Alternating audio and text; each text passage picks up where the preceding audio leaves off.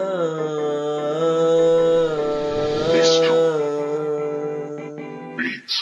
baling alam ba sa'yo mga nasabi ko sa'yo nung una kitang nakilala, na minahalagan kita na walang katapusan hanggang ngayon. Di baling alam ba sa'yo mga nasabi ko sa'yo nung una kitang nakilala, na minahalagan kita na walang katapusan hanggang ngayon.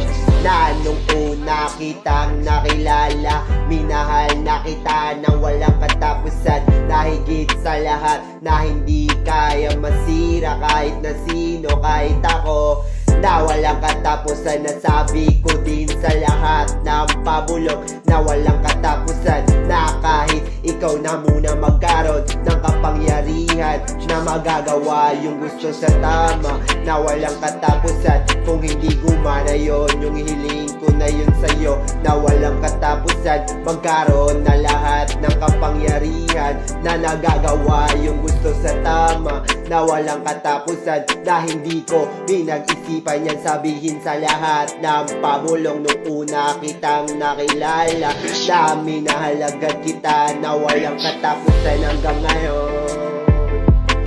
Di bali na lang ba sa'yo mga nasabi ko sa'yo nung una kitang nakilala, na minahalagan kita na walang katapusan hanggang ngayon.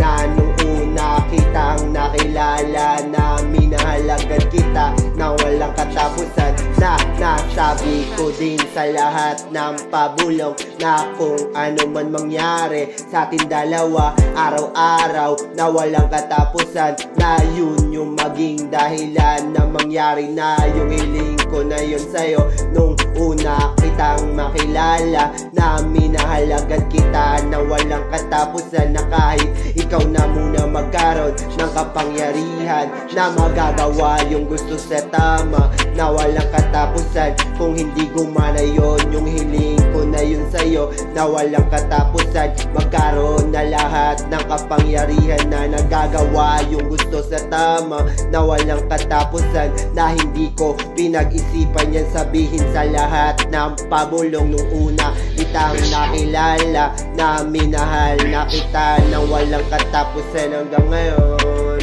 Di bali na lang ba sa'yo mga nasabi ko sa'yo nung una kitang nakilala, na minahalagan kita na walang katapusan hanggang ngayon. Kasi nung una kitang nakilala, minahal na kita na walang katapusan hanggang ngayon. Di bali na lang ba sa'yo mga nasabi ko sa'yo nung una kitang nakilala, na minahalagan kita na walang katapusan hanggang ngayon.